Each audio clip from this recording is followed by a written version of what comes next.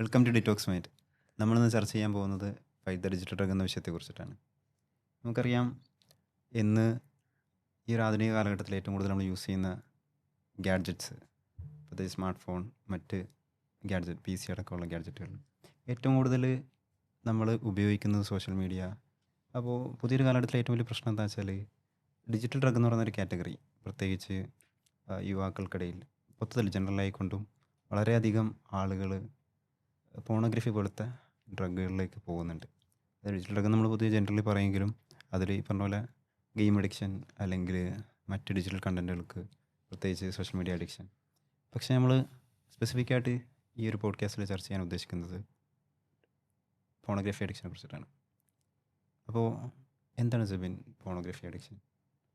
Okay, നമ്മളോടിപ്പോൾ സിയ start ചെയ്തപ്പോൾ തന്നെ പറഞ്ഞു, ഒഴിച്ചുകൂടാനാവാത്തൊരു വ്യത്യസ്ത സംഗതിയോട് കൂടിയിട്ടാണ് നമ്മളിപ്പോൾ മുന്നോട്ട് പോയിക്കൊണ്ടിരിക്കുന്നത്. ഒരു കോവിഡിന് ശേഷമുള്ളൊരു കാലം അതൊക്കെ ആയിരിക്കാം സിയ പറഞ്ഞത്. ഒരു കുട്ടികളിലേക്ക് പോലും ഈ മൊബൈൽ ഫോൺ ഉപയോഗിച്ചിട്ട് നിൻ്റെ പ്രൈവസി പോയിട്ടിരുന്ന് ഫോണിൽ നോക്കി പഠിക്കടാ എന്നൊക്കെ പറയിപ്പിച്ച ഒരു പാരൻസിൻ്റെ അല്ലെങ്കിൽ ഒരു രക്ഷിതാക്കളുടെ ഭാഗം കൂടിയാണ് നമ്മൾ. അല്ലെങ്കിൽ ഞാൻ എൻ്റെ അനിയനോട് പറഞ്ഞിട്ടുണ്ട്, അല്ലെങ്കിൽ നിങ്ങൾ നിങ്ങളുടേതായ റിലേറ്റീവ്സിനോടൊക്കെ പറഞ്ഞിട്ടുണ്ടാവും. സോ നമ്മൾ ഇതിൽ കുട്ടികളെ എങ്ങനെ അല്ലെങ്കിൽ ആളുകളെ എങ്ങനെ ഇതിനെ ഒരു ഉപയോഗിക്കണം എന്ന് എഡ്യൂക്കേറ്റഡ് ആക്കാത്തോടത്തോളം ഉണ്ടായ ഒരു ചെറിയൊരു അപകടത്തെ കുറിച്ചാണ് ഞാൻ സ്റ്റാർട്ട് ചെയ്യുന്നത്. അപ്പോൾ സി എന്നോടൊരു ക്വസ്റ്റ്യനാണ് ആദ്യം ചോദിച്ചത്, എന്താണ് പോണോഗ്രഫി അല്ലെങ്കിൽ എന്താണ് ഒരു പോണോഗ്രഫി അഡിക്ഷൻ എന്നാണ് ചോദിച്ചത്. ഇനിയിപ്പോൾ ഞാൻ അതിൻ്റെ കൃത്യമായി വേർഡിങ്സിലേക്ക് തന്നെ ഒന്ന് പോയേക്കാം. നമ്മളെല്ലാ വാക്കുകളിലേക്കും പോകുമ്പോൾ ആദ്യം ഉത്ഭവം എപ്പോഴും അവകാശപ്പെടാറുള്ളത് ഗ്രീക്കാണ്. ഫോർണിക്കേഷൻ എന്നുള്ളൊരു പശ്ചാത്തലമാണ്. ഫോർണിക്കേഷൻ എന്ന് പറഞ്ഞാൽ നമുക്ക് എല്ലാവർക്കും അറിയാം, ഒരാണും ഒരു പെണ്ണും തമ്മിലുണ്ടാവുന്ന ഒരു അവിഹിതമായ റിലേഷൻഷിപ്പ്. അവർ മാരീഡ് അല്ലെങ്കിൽ ഫോർണിക്കേഷൻ, മാരീഡായ രണ്ടുപേരും മറ്റൊരാളുമായിട്ട് ഉണ്ടാവുന്ന റിലേഷൻ ആണെങ്കിൽ അത് അഡൾട്ടറി. ഇതാണ് ഫോർണിക്കേഷൻ. അപ്പോൾ ഈ ഒരു ഫോർണിക്കേഷൻ്റെ ഭാഗമായി വരുന്ന അതായത് ഗ്രാഫിക്സ് അല്ലെങ്കിൽ നമ്മളിപ്പം നിൽക്കുന്നത് പോലും എന്താണ്, ഒരു തരം റൈറ്റിംഗ് ആണ്, അല്ലെങ്കിൽ ഒരു തരം ആരൊക്കെയോ ഡിസൈൻ ചെയ്യപ്പെടുകയാണ്. സോ അതിനെ ഈ പറയപ്പെട്ട ഫോർണിക്കേഷനെ എഴുതുക എന്നതാണ് ഗ്രീക്കിൽ നിന്ന് ഉത്ഭവിച്ച പോണോഗ്രഫി എന്ന വാക്കിൽ അർത്ഥം ലഭിച്ചതെന്നാണ് എനിക്ക് ഒരു ചെറിയൊരു കുറച്ച് സെക്കൻഡ്സിലുള്ളൊരു പഠനം കൊണ്ട് കിട്ടിയത്. സോ അതിൻ്റെ ജെന്യൂനിറ്റി എന്തെങ്കിലും പ്രശ്നത്തിൽ കമൻറ്റ് ചെയ്യാം അല്ലേ? Please clear me on the comments. അപ്പോൾ ഇതാണ് എനിക്ക് ആ ഒരു വാക്കിലേക്ക് നിങ്ങൾക്ക് പകർന്നു തരാനുള്ള ഒരു ഇതാണ് ആക്ച്വലി ഇതിന് അർത്ഥം. അതിൽ ആക്ച്വലി എന്തൊക്കെ വരാം? റൈറ്റിങ്സ് വരാം, ഇമേജസ് വരാം, അല്ലെങ്കിൽ വീഡിയോഗ്രാഫ്സ് വരാം, മാഗസീൻസ് വരാം. നമുക്ക് ഇപ്പോഴത്തെ കാലത്തൊക്കെ വളരെ കുറവാണ്, പക്ഷെ പണ്ട് വളരെ സജീവമായിരുന്നു. ഓക്കെ, നമ്മൾ കേൾക്കാറുണ്ട് അതിനെക്കുറിച്ചുള്ള കഥകൾ. സോ ഈ ഒരു സംഗതികൾ എങ്ങനെയും ഒരു എക്സ്പ്ലിസിറ്റ് ആവുന്ന സാഹചര്യത്തിൽ, അല്ലെങ്കിൽ ഒരു സംഗതിയെ നമ്മൾ തുറന്നു കാട്ടാൻ മടിക്കുന്നതിനപ്പുറം തുറന്നു കാണിക്കുകയും അതിലേക്ക് മനുഷ്യൻ എത്തിക്കുകയും ചെയ്യുമ്പോഴാണ് പോണോഗ്രഫിയെ ഡിഫൈൻ ചെയ്യുന്നത്. ഓക്സ്ഫോർഡിൽ പോലും അതിന് ഡെഫിനിഷൻ ഉണ്ട്. സോ ഇതാണ് പോണോഗ്രഫി. അത് എങ്ങനെ ഡിജിറ്റൽ ഡ്രഗ് ആവുന്നു എന്നതാണ് എൻ്റെ ക്വസ്റ്റ്യൻ എങ്കിൽ, അതൊരു തരത്തിൽ മനുഷ്യനെ അവൻ്റെ ദൈനംദിന ജീവിതത്തിൽ വല്ലാതെ ഡിസ്റ്റർബ് ചെയ്യുന്നുണ്ട്. അപ്പോഴാണ് അത് ഒരു ഡിജിറ്റൽ ഡ്രഗായി മാറുന്നത്. ഡ്രഗ് ഒരു മെഡിക്കൽ ടേമിൽ നല്ല വാക്കാണ്. സോ നമ്മളതല്ല യൂസ് ചെയ്തത്. നമ്മൾ ആ ഒരു നമ്മൾ മെഡിക്കൽ ടേം ഡ്രഗ് അല്ല നമ്മളിവിടെ യൂസ് ചെയ്തിട്ടുള്ളത്. ഡിജിറ്റൽ ഡ്രഗിൽ നമ്മളിവിടെ കൃത്യമായി ഒരു ഫൈറ്റ് ദ ന്യൂ ഡ്രഗ് എന്നുപോലുള്ള ഇനീഷ്യേറ്റീവിനൊക്കെ പോലെ തന്നെ ഒരു അപകടത്തെയാണ് സൂചിപ്പിക്കുന്നത് ഈ ഡിജിറ്റൽ ഡ്രഗിൽ. നമ്മളെ ഡീടോക്സ് മൈൻഡ് എന്താണോ ഡിജിറ്റൽ ഡ്രഗ് കൊണ്ട് ഉദ്ദേശിക്കുന്നത് വെച്ചാൽ, ഒരു ഡിജിറ്റലി ഒരാളെ ഉപദ്രവിക്കുന്ന ഒരു പ്രത്യേക സംവിധാനം. അതിൽ നിന്ന് അയാൾക്ക് ഇറങ്ങണം എന്ന് പലപ്പോഴും താല്പര്യമുണ്ടാവും, ഒരുപാട് എഫേർട്ട് എടുക്കും. പക്ഷേ എന്തോ അദ്ദേഹത്തെ വീണ്ടും, അല്ലെങ്കിൽ ആ സ്ത്രീയെ വീണ്ടും അതിലേക്ക് പിടിച്ചിരുത്തി അവർ നിർത്താൻ പറ്റാത്തൊരു സിറ്റുവേഷനിലേക്ക് എത്തി. അത് അവരുടെ ചൈൽഡ്ഹുഡിനെ, അവരുടെ ടീനേജസിനെ, അവരുടെ റിലേഷൻഷിപ്പിനെ, സൊസൈറ്റിയിലുള്ള അവരുടെ ദൗത്യത്തെ, ഉത്തരവാദിത്തത്തെ, അവരുടെ ബാധ്യതകളെ, അല്ലെങ്കിൽ ഒരു കരിയറിൽ അവർക്ക് മറ്റുള്ള ആളുകളോട് കൊടുക്കേണ്ട ഒരു ഒരു തരം സാമൂഹികമായിട്ടുള്ള ഒരു ബാധ്യതയെ തച്ച് തകർക്കുന്ന തരത്തിലുള്ള ഒരു ബുദ്ധിമുട്ടായി തീരുമ്പോൾ അവിടെയാണ് നമ്മൾ ഈ ഒരു പറയപ്പെട്ട പോണോഗ്രഫി എന്ന് പറയുന്ന സംഗതിയെ ഡിജിറ്റൽ ഡ്രഗായിട്ട് വിശദീകരിക്കുന്നത്. ക്ഷമ മാം ഇതിലേക്ക് add on എനിക്ക് തോന്നുന്നു അതെ നമ്മളെ പോണോഗ്രഫി അഡിക്ഷൻ അല്ലെങ്കിൽ ഡിജിറ്റൽ ഡ്രഗ് എന്ന് പറഞ്ഞൊരു വിഷയത്തിനെ കുറിച്ച് സംസാരിക്കുമ്പോൾ എന്താണ് പോണോഗ്രഫി എന്ന് പറഞ്ഞു കഴിഞ്ഞാൽ നമുക്ക് എത്രയും പെട്ടെന്ന് അറിയാം എക്സ്പ്ലിസിറ്റ് ആയിട്ട്. ഓളം ഡിക്ഷണറി പറയും ലൈംഗിക അശ്ലീലത പ്രകടമാക്കുന്ന വീഡിയോസ് എന്നാണ് അതിനെ പറയുക. അപ്പം അത് ആ വാക്കിൻ്റെ മലയാള അർത്ഥം അതാണ് വരുന്നത്. സ്ത്രീ പുരുഷ ലൈംഗിക ബന്ധം ഏറ്റവും പ്രൈവറ്റായി നടക്കേണ്ട ഒരു സംഭവത്തിനെ പോലും ക്യാമറ കണ്ണുകളിലൂടെ ഒപ്പിയെടുത്തിട്ട് മറ്റുള്ളവർ കാണുന്ന രീതിയിലേക്ക് കാണിക്കുക. അപ്പോൾ അത് നെക്സ്റ്റ് വരുന്ന വാക്കാണ് അഡിക്ഷൻ. അതുകൊണ്ടാണ് അതിനെ ഡ്രഗ് എന്ന് യൂസ് ചെയ്യണത്. അഡിക്ഷൻ എന്ന് പറയാൻ കാരണം നമ്മൾ ഒരിക്കൽ ഒരു വസ്തു ഉപയോഗിച്ച് കഴിഞ്ഞാൽ വീണ്ടും വീണ്ടും അത് ഉപയോഗിക്കണം എന്ന് നമുക്ക് തന്നെ ഒരു കമ്പൽഷൻ തോന്നുക, ഒരു നിർബന്ധ ബുദ്ധി തോന്നുന്നത് കൊണ്ടാണ് അത് അഡിക്ഷനായി വരുന്നത്. അപ്പം ഈ പോണോഗ്രഫി അഡിക്ഷനെ കുറിച്ച് നമ്മൾ ഇന്ന് സംസാരിക്കാനുള്ള റീസൺ വരുന്നത് നമ്മുടെ ഓരോരുത്തരെയും പോലെ ഞങ്ങൾ വർക്കിംഗ് പ്രൊഫഷണൽസും സ്റ്റുഡൻസും ഒക്കെ ഉള്ള ഒരു ടീമിൽ നമുക്ക് ചുറ്റിലുള്ള ആളുകൾ ഇത് കാരണം ബുദ്ധിമുട്ടുന്നത്. നിത്യജീവിതം ജീവിക്കാൻ, നിത്യജീവിതത്തിൽ ഇതൊരു വലിയ ബുദ്ധിമുട്ടാണ്. നിത്യജീവിതം ജോലിക്ക് പോകണു, പഠിക്കണു, അവനവൻ്റെ എന്താ പറയുക ഇഷ്ടമുള്ള കാര്യങ്ങൾ, പാഷൻ, ഇതൊക്കെ ഫോളോ ചെയ്യണതിൻ്റെ ഇടയ്ക്ക് ഒരുപോലും അറിയാണ്ട് അവരെത്തിപ്പെടുന്ന ഒരു ഹാബിറ്റായി ഇത് മാറുന്ന ഒരു സമയത്താണ് നമ്മൾ ഇതിനെക്കുറിച്ച് സംസാരിക്കണത്. കാരണം പീപ്പിൾ ഫീൽ ഹെൽപ്ലെസ്. അവർക്കിത് മാറൂലേ, ഞാൻ ഇതിലേക്ക് മുഴുവനായിട്ട് എത്തുമോ, ഇങ്ങനൊരു ലൂപ്പ് മാത്രം ഫീൽ ചെയ്യുന്ന ഒരു ഘട്ടമായതുകൊണ്ടാണ് നമ്മൾ ഇതിനെക്കുറിച്ച് സംസാരിക്കാൻ നിർബന്ധിതരാവുന്നത്. അതായത് ഇത് ഇതിലേക്ക് എത്താൻ ഭയങ്കര എളുപ്പമാണ് അല്ലേ? കാരണം വെച്ചാൽ ഇപ്പോൾ വളരെ അധികം വലിയ തോതിൽ ഫോണോഗ്രഫി കണ്ടന്റ് ഉൽപ്പാദിപ്പിക്കപ്പെടുന്നുണ്ട്. അതെ അതെ. കാരണം ഒരു മൾട്ടി ബില്യൺ ഇൻഡസ്ട്രി എന്നൊക്കെ പറയാൻ പറ്റുന്ന സ്വഭാവത്തിൽ ഭയങ്കരമായി കണ്ടന്റ് ആളുകൾ ഏറ്റവും കൂടുതൽ ഇൻവെസ്റ്റ് ചെയ്യുന്ന ഒരു ബിസിനസ് കൂടിയാണ്. 2015 പോലും പഠനങ്ങൾ പറയുന്നത് എന്താ വെച്ചാൽ US മാത്രം 20 ബില്യൺ ഇൻഡസ്ട്രി ആയിട്ട് പോണോഗ്രഫി മാറി. അതിന്റെ വെർത്ത് 2015. ഇപ്പോൾ 10 വർഷം കഴിഞ്ഞു. ഞാൻ സോഴ്സായി ഉപയോഗിക്കുന്ന പുസ്തകത്തിൽ പറയുന്നത് 2000 പഴയ കണക്കുകളാണ്. 2015 20 ബില്യൺ. അതാണ് അമേരിക്കയിലെ ഒരു സ്റ്റഡി പുറത്തുവരുന്നത്. അവർ തന്നെ പറയുന്നു വേൾഡിലേക്ക് എത്തുമ്പോൾ അത് 97% ആണ്. 97 ബില്യൺ ആണ്. സോ അതെ, കണക്കുകൾ എന്ന് പറഞ്ഞാൽ ഭയങ്കര ഡിസ്റ്റർബിംഗ് ആണ് അല്ലേ? പിന്നെ ചില സ്റ്റഡീസ് തന്നെ പറയുന്നത് എന്താ, ടീൻസ് 73% വേൾഡ് വൈഡ് തന്നെ ടീൻസ് ഇത് കണ്ടവരുണ്ടാവുള്ളൂ എന്നുള്ള രീതിക്ക് വരെ പഠനങ്ങൾ പറഞ്ഞുകൊണ്ടിരിക്കണം. പിന്നെ അഡിക്ഷനുമായി ബന്ധപ്പെട്ടിട്ട് തന്നെ നമുക്ക് ഇപ്പോൾ ബാംഗ്ലൂർ ബേസിൻ ഇംഹാൻസിലൊരു സ്റ്റഡി വന്നതിൻ്റെ ഒരു ഇതുണ്ട്. ഒരു 23 വയസ്സിലൊരു പയ്യനാണ്. 23 വയസ്സിലെ പയ്യന് ഹെൽപ്പ് കഴിച്ചിട്ട് അവിടെ ഡോക്ടർമാരെ കണ്ടപ്പോൾ കൺസൾട്ട് ചെയ്ത സമയത്ത് അവൻ പറഞ്ഞൊരു സംഭവം എന്താ വെച്ചാൽ, വർഷങ്ങളായിട്ട് ഞാൻ കഞ്ചാവിൽ അഡിക്റ്റ് ആവുകയും അതിൽ നിന്നും മറികടക്കാൻ വേണ്ടിയിട്ട് ഞാൻ പോണോഗ്രഫി എന്ത് ചെയ്തു കണ്ടു തുടങ്ങി. അങ്ങനെ എൻ്റെ ജീവിതത്തിൽ അതെന്തായി ഒരു റുട്ടീനായി മാറുകയും 15 മണിക്കൂറോളം ഒരു ദിവസം കൺസ്യൂം ചെയ്തു. അതിലൂടെ പിന്നെ അദ്ദേഹത്തിന് എത്ര മാറാൻ ശ്രമിച്ചാലും അതിൽ നിന്ന് മാറാൻ പറ്റാതിരിക്കുകയും മറ്റുള്ള അശ്ലീല ലൈംഗികതയിലേക്ക് പോകാനുള്ളൊരു വഴിയായി മാറുകയും ചെയ്തു. പ്രാക്ടിക്കലി ചെയ്യാനുള്ളൊരു പക്ഷെ എന്നാലും ഒന്നിലും സാറ്റിസ്ഫൈഡ് ആവാതെ ഡിപ്രഷൻ, ആങ്സൈറ്റി, അതുപോലെ ആ ഒരു നമുക്ക് ബേസിക്കലി ആ ഒരു ഏജ് എന്ന് പറഞ്ഞാൽ തന്നെ സക്സസ്സിലേക്ക്, ഒരു യൂത്ത് എന്ന നിലയ്ക്ക് അല്ലെങ്കിൽ ഒരു ആണെന്ന നിലയ്ക്ക് സക്സസ്സിലേക്ക് പോകേണ്ട ഒരു പ്രായമാണ്. പക്ഷെ ആ ഒരു സക്സസ്സിനെ എന്ത് ചെയ്തു, ആ ഒരു യുവാവിനെ നശിപ്പിക്കുന്ന ഒരു തരത്തിലേക്ക് ഇത് മാറിക്കഴിഞ്ഞു എന്നുള്ളതാണ്. പ്രത്യേകിച്ച് കോവിഡ് അനന്തരം നമുക്കറിയാം ഏകദേശം 90% ആൾക്കാരും എന്ത് ചെയ്തു വീട്ടിൽ ഒതുങ്ങിക്കൂടി. വളരെ കുറച്ച് സോഷ്യൽ വർക്കേഴ്സൊക്കെയാണ് പുറത്തുണ്ടായിരുന്നുള്ളൂ. അതിലൂടെ ഇത് കൂടുതൽ പ്രാക്ടീസിലേക്ക് എത്തി എന്നുള്ളതാണ്. കോവിഡ് സമയത്ത് ഒരു ബൂമായിരുന്നു.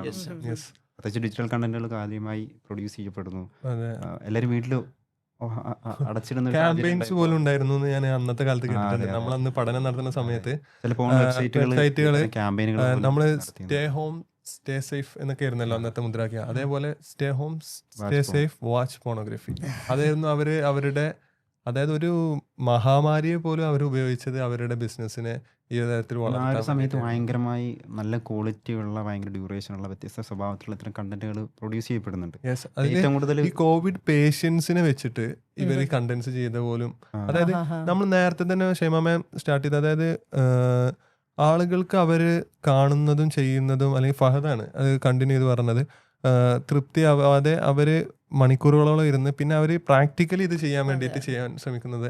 അതിലൊരു കൃത്യമായ ഒരു മെഡിക്കൽ റീസൺ പലപ്പോഴും ഞാൻ വായിച്ചിട്ടുണ്ട്. ഞാനൊരു മെഡിക്കൽ വിദ്യാർത്ഥിയോ അല്ലെങ്കിൽ അതുമായി ബന്ധപ്പെട്ട് ജോലി ചെയ്യുന്ന ആളല്ല, എന്നാലും ഞാൻ പറയാൻ ശ്രമിക്കാം. അതായത് നമ്മളുടെ ഒരു ശരീരത്തിൻ്റെ, മനുഷ്യ ശരീരത്തിൻ്റെ ബ്രെയിനിൽ അദ്ദേഹത്തിന് അല്ലെങ്കിൽ എല്ലാവർക്കും അറിയുന്നതാണ് ഒരു ഹാപ്പി ഹോർമോൺ ഉണ്ട്. ആ ഹാപ്പി ഹോർമോൺ ഡോപ്പമൈൻ എന്ന് പറയുന്ന ഈ ഹോർമോൺ, അതിന് ഒരാള് അദ്ദേഹത്തിൻ്റെ പാർട്ട്ണറുമായി റിലേഷൻഷിപ്പിലാവുന്ന അല്ലെങ്കിൽ ഒരു സെക്ഷൽ റിലേഷൻഷിപ്പിലേക്ക് കടക്കുന്ന സാഹചര്യത്തിൽ അദ്ദേഹത്തിന് കിട്ടാവുന്ന ഒരു ഹാപ്പി ഹോർമോണിൻ്റെ എത്രയോ ഇരട്ടി ഇത് വാച്ച് ചെയ്യുമ്പോൾ പ്രൊഡ്യൂസ് ചെയ്യപ്പെടുന്നു. So brain at A stage പറയും അയാളോട് ഇനഫ് ഇനഫ്, ഇനി മതി ഇനി മതി എന്ന് പറയും. അപ്പോൾ അത് നിറയും, ആ ഒരു റീജിയൻ നിറയും. അപ്പോൾ അദ്ദേഹത്തിന് കപ്പാസിറ്റിയിലും അപ്പുറം ഈ പറയപ്പെട്ട ഹാപ്പി ഹോർമോൺസ് പ്രൊഡ്യൂസ് ചെയ്യുമ്പോൾ നെക്സ്റ്റ് ടൈം അദ്ദേഹം അത് വാച്ച് ചെയ്യുന്നതിൽ സെയിം കണ്ടന്റ്സ് അദ്ദേഹത്തെ തൃപ്തിപ്പെടുത്തില്ല, കാരണം അവിടെ ഓൾറെഡി ഫിൽഡ് ആണ്. ബ്രെയിൻ്റെ ഗ്രേ മാറ്റർ എന്നൊക്കെ പറയുന്നത്. യെസ്, ആ ഗ്രേ മാറ്റർ വളരെ ഇമ്പോർട്ടൻ്റ്. അത് ഒരു തരം റിവാർഡ് സിസ്റ്റം ആണ് ബ്രെയിനിന്റെ. ആ റിവാർഡ് സിസ്റ്റം വളരെ ഫില്ലായി നിൽക്കുകയാണ്. അതായത് ഒരു ടോളറൻസ് ഫീൽ ചെയ്യുന്നുള്ള പോലെ, ഇത്രയും കണ്ടന്റ് കിട്ടിയാൽ ഞാൻ ഓക്കെ അല്ല, ഇനി കുറച്ചും കൂടി കിട്ടണം എന്നുള്ള ഒരു നെക്സ്റ്റ് അദ്ദേഹത്തെ ഒരു വ്യത്യസ്തതകൾ കാണണം, ഇനിയും ചേഞ്ചസ് കാണണം, അങ്ങനത്തെ ഒരു മൈൻഡിലേക്ക് അദ്ദേഹത്തെ എത്തിക്കുത്ത. എന്നിട്ട് ആ ഒരു സംഗതി അവരെ വ്യത്യസ്തകളിലേക്ക് എത്തിച്ച് അത് ഈ പ്രീ ഫ്രണ്ടൽ കോർട്ടെക്സ് എന്ന് പറയുന്ന ഒരു ഭാഗത്തേക്കാണ് നമ്മളെ ബ്രെയിനിന്റെ എല്ലാ കണക്ഷൻസ് പോകുന്നത്. ആ പോകുന്ന സാഹചര്യത്തിൽ അതിനെല്ലാം വീക്കാക്കും. ഇവിടെ ഈ റിവാർഡ് സിസ്റ്റം വീക്ക് ആകുമ്പോൾ തന്നെ ആ ഫ്രണ്ടൽ കോർട്ടെക്സിലേക്ക് പോകുന്ന എല്ലാ കണക്ഷനും, അതായത് ഒരാൾ രാവിലെ നീച്ച് ഉന്മേഷത്തോടു കൂടി ഒരു ഡിസിഷൻ എടുത്ത് വീട്ടിൽ നിന്ന് ഇറങ്ങേണ്ടത് അദ്ദേഹത്തിന്റെ ഈ ഒരു ആക്ടിവിറ്റിയാണ്, ബ്രെയിൻ ആക്ടിവിറ്റിയാണ്. ഒരു ഹാപ്പിനെസ് കിട്ടുമ്പോൾ, കുട്ടികളെ കളിപ്പിക്കുമ്പോൾ, അല്ലെങ്കിൽ പുറത്തു പോകുമ്പോൾ, എൻജോയ് ചെയ്യുമ്പോൾ ഒക്കെ കിട്ടുന്ന പല സംഗതികളിലും ഈ പറയപ്പെട്ട എല്ലാത്തിനും വീക്ക്നെസ് പ്രൊവൈഡ് ചെയ്യാൻ കാരണം ഇത് കാണുമ്പോൾ ഇവരെ മൈൻഡിൽ പ്രൊഡ്യൂസ് ചെയ്യുന്നതിന് ഫില്ലായി അത് ഇനി നിറഞ്ഞ് അവർക്ക് കിട്ടണമെങ്കിൽ വ്യത്യസ്തകൾ കാണും. അതിൽ വയലൻസ് വരും, വയലൻസിന് മേൽ വയലൻസ് അവർ കാണും, അത് വിചാരിക്കും റിയൽ ആണ് അതെന്ന്. അങ്ങനെ ഒരു തരത്തിൽ അവര് ഈ പറയപ്പെട്ട ചില ആളുകളൊക്കെ പറഞ്ഞിട്ട് ഞാൻ സ്റ്റഡിയിൽ കണ്ടത്, അവര് വീഡിയോസിൽ ഇനി വീഡിയോസ് പോരാതെ അവർ ഡേറ്റിംഗ് ആപ്സിലേക്കും അതേപോലെ തന്നെ ആളുകളെ റിയൽ ആയിട്ട് വരുന്ന വിഷ്വൽസിലേക്ക് അടക്കും. പിന്നെ അവർ മറ്റൊരാളെ തെരഞ്ഞു പോകും. സോ ഈ വാച്ചിങ് പോണോഗ്രഫി അവർക്ക് മതിയാവാതെയാവും, സ്വന്തം ഭാര്യ മതിയാവാതെയാവും, അവസാനം അവർ വേറൊരു റിലേഷൻഷിപ്പിൽ പോകും. അത് അവരെ ബന്ധത്തെ തന്നെ പലപ്പോഴും നമ്മള് നേരത്തെ പറഞ്ഞ പോലെ തന്നെ ഡ്രഗായിട്ടും കൂടിയാണ് നമ്മളിതിനെ അവതരിപ്പിക്കുന്നത്. അപ്പൊ അതിന്റെ ഭാഗമായിട്ട് തന്നെ ഇപ്പോൾ നേരത്തെ പറഞ്ഞതുപോലെ ഒരു പഠനം വന്നാണ് എന്ത്, നമ്മളെ ബ്രെയിന് ഓവർ ഇത് കൺസ്യൂം ചെയ്ത് കഴിഞ്ഞാൽ കൊക്കൈൻ യൂസ് ചെയ്ത് അഡിക്റ്റ് ആയ ആൾക്കാരുടെ കോർട്ടക്സിന്റെ പോലെ ആയിരിക്കാം അത്രത്തോളം ചുരുങ്ങി ബ്രെയിൻ അങ്ങനെ ഫിസിക്കലി മാറും. അപ്പോൾ ഇതിൽ നമ്മളിപ്പം സംസാരിക്കുമ്പോൾ നമുക്ക് ഡിസ്റ്റർബിങ് ആവുന്ന ഫാക്ട്സിൽ ഏറ്റവും disturbing the average age of first exposure to pornography എന്നുള്ളത് 11 yearsഉം 9 yearsഉം ഒക്കെ ആയി മാറണം എന്നുള്ളതാണ്. അതെ, അത് ഭയങ്കര ബുദ്ധിമുട്ടിക്കുന്ന ഒരു ഫാക്ടാണ്. അത് വീട്ടിലുള്ളത് ഇപ്പം പിള്ളേർ, ഞാൻ സൈക്കോളജിസ്റ്റാണ്, അപ്പോൾ എൻ്റെ അടുത്ത് ഒരു പാരൻസ് വന്നിട്ട് പറഞ്ഞു ഞങ്ങൾ അടുത്തിരിക്കണത് മോൻ ഇഷ്ടമല്ല എന്ന് പറഞ്ഞിട്ട് വന്നു കഴിഞ്ഞപ്പം ഇവരിതിൻ്റെ പിന്നാലെ ചകഞ്ഞു പോയപ്പം ഇവന് 4ാം ക്ലാസ്സിലാണ്, 8 വയസ്സ് 9 വയസ്സ് പ്രായം. ഇവൻ്റെ ഫ്രണ്ട്സും കൂടി ഡിസ്കസ് ചെയ്തിട്ടുണ്ട് ഇങ്ങനെ ഒരു കണ്ടന്റ് കണ്ടതിനെ കുറിച്ചിട്ട്. അപ്പം ഇത് ഈ കുട്ടിക്ക് എങ്ങനെ കിട്ടിയെന്ന് ചോദിക്കുമ്പോൾ ഈ ചെറിയ കുട്ടി 4ാം ക്ലാസ്സുകാരനും അവൻ്റെ ഫ്രണ്ടും കൂടി 4ാം ക്ലാസ്സിലുള്ള വേറെ കുട്ടിയും. അപ്പോൾ അവൻ്റെ പാരൻസിൻ്റെയോ അല്ലെങ്കിൽ എൽഡർ ആയിട്ടുള്ള ആരുടെയോ ഫോണിൽ നിന്ന് കിട്ടിപ്പോയതാണ്. അപ്പോൾ അതിലാണ് നമുക്ക് how easy this thing is. അപ്പോൾ ഇതിൽ ഒരു AAA എൻജിൻ എഫക്ട് എന്ന് പറഞ്ഞിട്ടൊരു തിയറി ഉണ്ട്. നമുക്ക് മറ്റ് എന്തെങ്കിലും ഡ്രഗ് പോലെയല്ല, കാരണം ഫോണിൽ ആരും കാണാതെ അതൊരു അനോണിമിറ്റി ഉണ്ട്, പിന്നെ ആക്സസിബിലിറ്റി ഭയങ്കര കൂടുതലാണ്.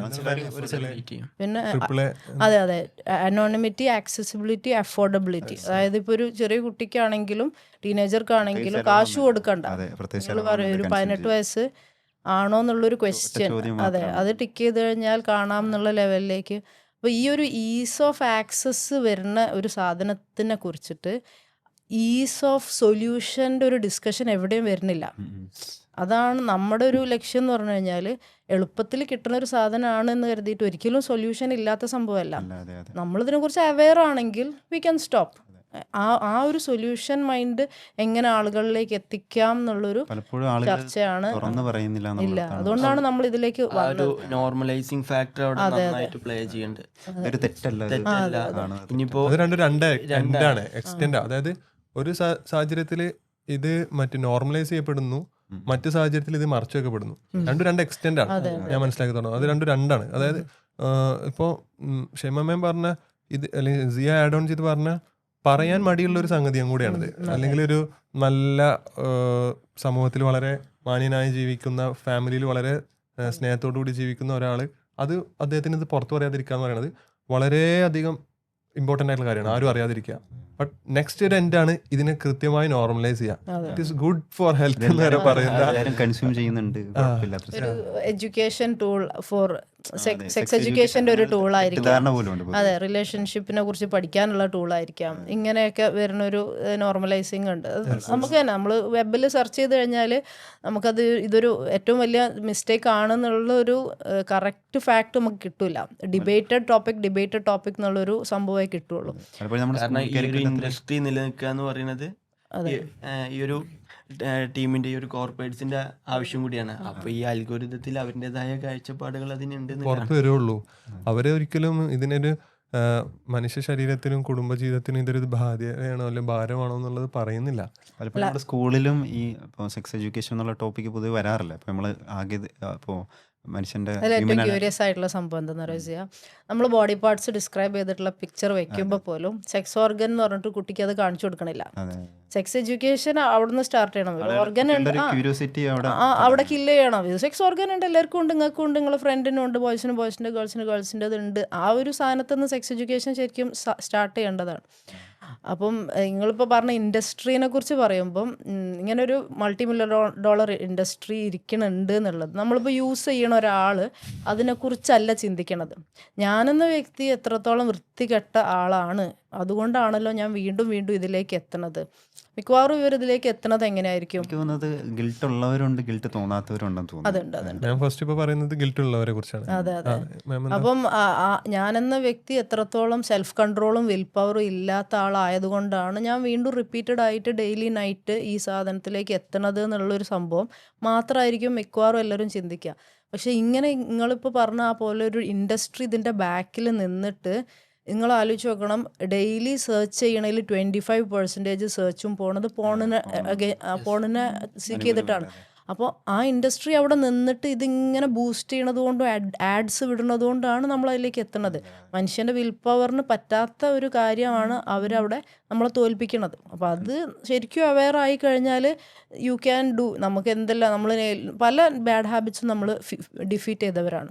ദിവസവും ആയിരക്കണക്കിന് വീഡിയോകളും കണ്ടന്റുകളാണ് ഈ ഒരു കാറ്റഗറിയിൽ തന്നെ പ്രൊഡ്യൂസ് ചെയ്യപ്പെടുന്നത്.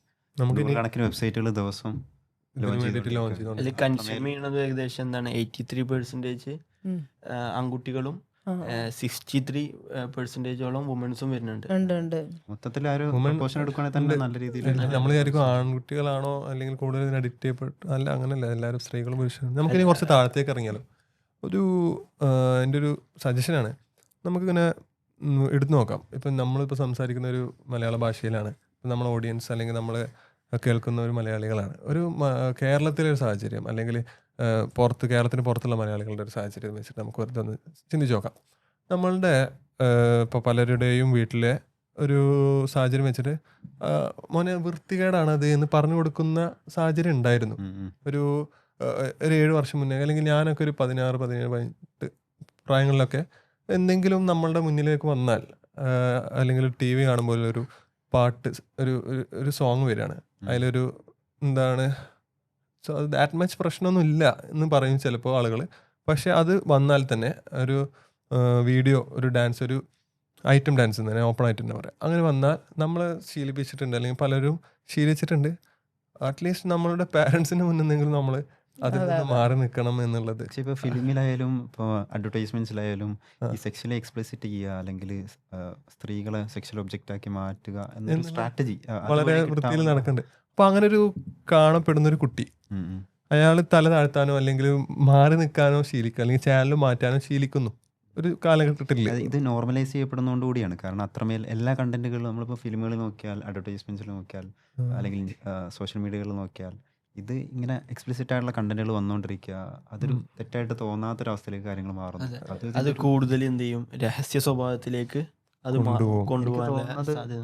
കുറച്ചുകൂടെ ഇതിൻ്റെ ഒരു ബാഡ് എഫക്ട്സ് ആയിട്ട് നമ്മൾ നോക്കുകയാണെന്നുണ്ടെങ്കിൽ നമ്മൾ ഇന്ത്യയിൽ റിപ്പോർട്ട് ചെയ്യപ്പെട്ടുള്ള പല കേസുകളും, ഉദാഹരണം പറഞ്ഞാൽ Kolkata rape case, murder case, ആ ഡോക്ടറുമായി ബന്ധപ്പെട്ട് അതിലെ കുറ്റവാളി അയാൾ ഭയങ്കരമായി വയലൻ്റ് പോൺ വീഡിയോസ് കൺസ്യൂം ചെയ്യുന്ന ആളാണ്. അതുപോലെ തന്നെ ഡൽഹിയിൽ റേപ്പ് ചെയ്യപ്പെട്ട ഒരു 5 വയസ്സുകാരി, അതിൽ ആ പെൺകുട്ടീനെ റേപ്പ് ചെയ്ത കുറ്റവാളികൾ അവരെ കുറിച്ചിട്ട് വന്നിട്ടുള്ള FIRലും ഇവർ ഭയങ്കരമായിട്ട് പോൺ വീഡിയോസ് കാണുന്നതായിട്ട് കാണാൻ കഴിയും.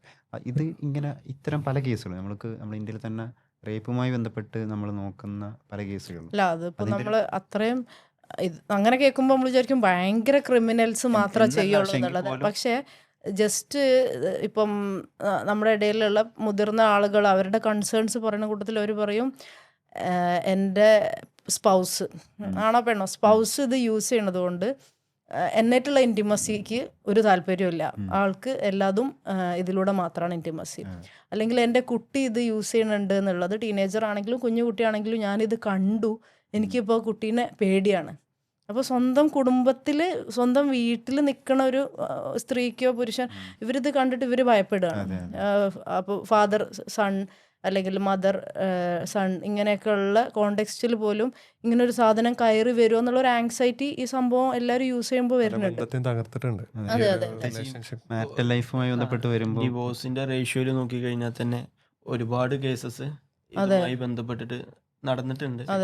ഈ എന്താണ് ഫോൺ കൺസ്യൂം ചെയ്യുന്ന ആളുകളെ സംബന്ധിച്ചോളം അവർ കുറേ എക്സ്പെക്ട് ചെയ്യുന്നുണ്ട് അവരുടെ പിന്നെ കുറച്ചുകൂടെ സ്പൗസുമായി ബന്ധപ്പെട്ടുള്ള സെക്ഷൽ റിലേഷൻഷിപ്പിൽ പല കാര്യങ്ങളും. പക്ഷെ അത് റിയാലിറ്റിയിൽ മീറ്റ് ചെയ്യപ്പെടുന്നില്ല എന്നിടത്ത് അവരുടെ പ്രശ്നങ്ങൾ തുടങ്ങുകയാണ്. ഇപ്പം ജെബിനെ കുറച്ചുകൂടെ അഡ്വക്കേറ്റ് ആയതുകൊണ്ട് തന്നെ കുറച്ചുകൂടെ അത്തരം കേസുകൾ അല്പം പരിചയം ഉണ്ടാകാൻ സാധ്യതയുണ്ട്. ഞാൻ ഇപ്പോൾ ആദ്യം തന്നെ ഒരു പഠനത്തെ കുറിച്ച് പറയാം. 2005 ഒരു സർവേ ആണ്, American academy for the matrimonial divorces. അതായത് അവർ ഒരു വിഷയം പുറത്തു വിട്ടു. അത് 2005 ഈ പഠനം വരുന്നത്. American academy for the matrimonial lawyers എന്നാണ് അതിൻ്റെ ഒരു ടീമിൻ്റെ പേര്. അവർ പഠനം നടത്തിയതിൽ അവർ 56% ഈ ഡൈവോഴ്സ്ഡ് ആയ ആളുകളിൽ ഏതെങ്കിലും ഒരു പാർട്ട്ണർ ഈ പോണോഗ്രഫി കൺസ്യൂം ചെയ്തിട്ട് അവരൊരു എക്സ്ട്രാ മാരിറ്റൽ ലൈഫിലേക്ക് അല്ലെങ്കിൽ ഒരു ഇല്ലിസിറ്റ് റിലേഷൻഷിപ്പിലേക്ക് കടന്നു പോയിട്ടുണ്ട്. അത് ഓൺലൈനിലാവാം, അല്ലെങ്കിൽ പറയപ്പെട്ട പോലെ പുറത്തുനിന്ന് തന്നെ ഒരാളെ കണ്ടെത്തിയിട്ടും ആവാം. സോ എന്നെ തന്നെ ഏകദേശം ഒരു 6 മാസം മുന്നേ എൻ്റെ വൈഫിനെയാണ് അവർ ആദ്യം വിളിച്ചത്. അപ്പോൾ അവർ അഡ്വക്കേറ്റാണ്. സോ അവളോട് ഒരു ഇഷ്യൂ ഇങ്ങനെ അവർ മാരിറ്റൽ ലൈഫിലുള്ള ഇഷ്യൂസ് ഇങ്ങനെ നോർമലായിട്ട് പറയണതിൻ്റെ കൂട്ടത്തിൽ അവരിങ്ങനെ ആഡ് ഓൺ ചെയ്തിട്ട് സ്വാഭാവികമായിട്ടും നമ്മളൊക്കെ കേൾക്കാറുള്ള പോലെ ഒരു ചിലവിനും തരുന്നില്ല. So there is A scope for maintenance. അല്ലെങ്കിൽ എൻ്റെ സ്വർണ്ണം ഒരുപാട് പേര് ഒരിടത്തുണ്ട്, അപ്പോൾ സ്കോപ്പ് ഫോർ ഒരു ഗോൾഡ് OP, ഒരു ഗോൾഡ് പെറ്റീഷൻ. അപ്പോൾ ഞങ്ങൾ മനസ്സിൽ സ്വാഭാവികമായി കടന്നു വരുന്ന ചിത്രങ്ങളെ വരുന്നുണ്ടായിരുന്നുള്ളൂ. അപ്പോൾ നമ്മളൊരു ഹസ്ബൻഡിനെ ചിലപ്പോൾ 4 ഭാഗത്ത് ലോക്ക് ചെയ്താൽ അയാൾ ചിലപ്പോൾ മെയിൻ്റനൻസ് ഒക്കെ കൊടുക്കും. ഞങ്ങൾക്ക് ഒരുപാട് വഴികളുണ്ട്. പിന്നെയാണ് അവർ ആഡ് ഓൺ ചെയ്ത് പറഞ്ഞത്, എൻ്റെ ഹസ്ബൻഡിന് ഒരു വല്ലാത്തൊരു ബാഡ് ഹാബിറ്റ് ഉണ്ട്. ആ ബാഡ് ഹാബിറ്റ് എനിക്ക് പുറത്ത് പറയാൻ വളരെ മടിയുണ്ട്. പക്ഷേ അവരൊരു എൻ്റെ വൈഫിനോട് ലേഡീസ് ആണല്ലോ, ഒരു ഓപ്പണായി കമ്മ്യൂണിക്കേറ്റ് ചെയ്യാം. അപ്പോൾ തന്നെ വൈഫ് പറഞ്ഞു, എൻ്റെ ഹസ്ബൻഡും കൂടെയാണ് ഞങ്ങൾ ഒരുമിച്ച് തന്നെയാണ് ഇത് റിസർച്ച് ചെയ്യാമെന്ന് പറഞ്ഞു. കുഴപ്പമില്ല എന്ന് പറഞ്ഞു. അതുകൊണ്ട് എൻ്റെ ഹസ്ബൻഡ് ഒരു പോണോഗ്രഫി യൂസ് വല്ലാതെ ചെയ്യുന്ന ഒരാളാണ്. അദ്ദേഹം രാത്രികളിൽ ഇതിരുന്ന് കാണും, പലപ്പോഴും എന്നെയും കാണാൻ നിർബന്ധിക്കും. കണ്ടതിന് ശേഷം അവരുടെ റിലേഷൻഷിപ്പിൽ ഇങ്ങനെ ആ ഒരു ഇമേജസിനെ ഇമിറ്റേറ്റ് ചെയ്യാൻ വേണ്ടി പറയും. സോ അത് ഈ സ്ത്രീയിൽ ഉണ്ടാക്കുന്ന വല്ലാത്തൊരു ലോ സെൽഫ് എസ്റ്റീം ഉണ്ട്. അവർക്ക് അവരോട് തന്നെയുള്ള വിശ്വാസത്തെയും ആ ഒരു എന്താണ് കോൺഫിഡൻസിനെയും നഷ്ടപ്പെടുത്തുന്ന ഒരു വല്ലാത്തൊരു അവസ്ഥയിലൂടെയാണ് സ്ത്രീ കടന്നു പോകുന്നത്. മെയിൻ്റനൻസും അല്ലെങ്കിൽ സ്വർണ്ണമൊക്കെ ഹസ്ബൻഡ്സിൻ്റെ കൈപ്പെടുക എന്ന് പറയുന്നതൊക്കെ സ്വാഭാവികമായിട്ട് പലപ്പോഴും സംഭവിക്കാറുണ്ട്. പക്ഷെ അത് സ്വാഭാവികതയൊന്നുമല്ല. എന്നാൽ പോലും സ്ത്രീകൾക്ക് അവരെ കൃത്യമായി ഒരു സംരക്ഷിക്കുന്ന ഒരു ഭർത്താവാണെങ്കിൽ, അതേപോലെ തന്നെ ലോ സെൽഫ് എസ്റ്റീമിനും അപ്പുറം ചില ആളുകൾക്ക് അവരുടെ ഭാര്യയുമായിട്ടുള്ള അല്ലെങ്കിൽ ഒരു ഭർത്താക്കന്മാരോടോ ആയിട്ടുള്ള സ്ത്രീകൾക്കാണ് അഡിഷൻ ഉണ്ടെങ്കിൽ ഈവൻ പാർട്ട്നേഴ്സിനോട് അവർക്ക് എന്തുണ്ടാവില്ല, താല്പര്യമില്ലാത്തൊരു പ്രശ്നം വരും.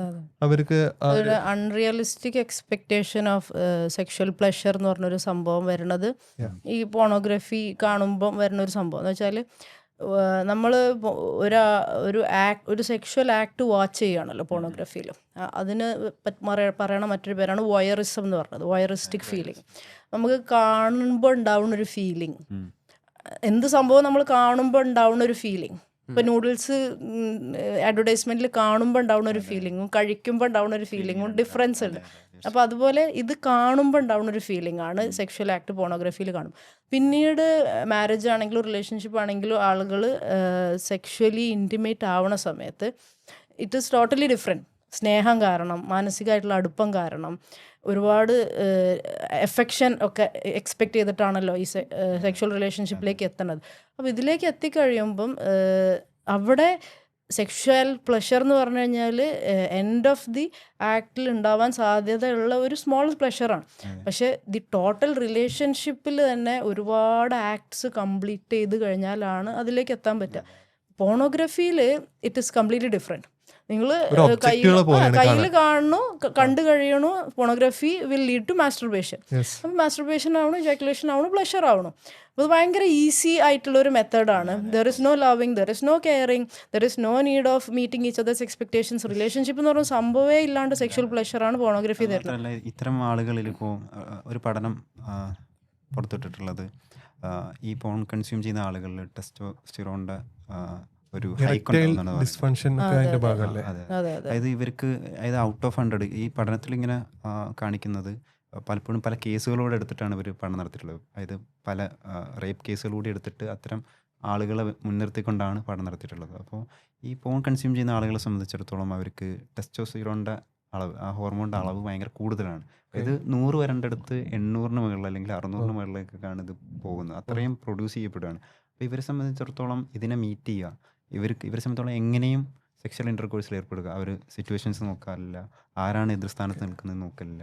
അപ്പോൾ വല്ലാത്തൊരു മാനസികാവസ്ഥയിലേക്ക് അവർ എത്തിപ്പെടുന്നു എന്നുള്ളതാണ് ഞാൻ പറഞ്ഞത്. അതിൻ്റെ നേരെ ഓപ്പോസിറ്റ് ഇറക്ടൈൽ ഡിസ്ഫങ്ഷൻ എന്ന് പറഞ്ഞിട്ടൊരു രോഗം തന്നെയാണ്. അതായത് അറിയാതെ ഇത് ഇവർക്ക് റിലേഷൻഷിപ്പിലേക്ക് എത്തുമ്പോൾ അവരുടെ ഫങ്ഷൻ ചെയ്യേണ്ട സാഹചര്യത്തിൽ ഫങ്ഷൻ ചെയ്യാതാവുക. സോ അവർ എറക്ടൈൽ ഡിസ്ഫങ്ഷൻ എന്ന് പറഞ്ഞൊരു രോഗം തന്നെ പിന്നീട് ചിലപ്പോഴൊക്കെ ഈ പ്രഗ്നൻസി ഡിലേ ആവുമ്പോൾ ചിലരൊക്കെ വന്നിട്ട് പറയണ ഒരു റീസൺ ആണ്.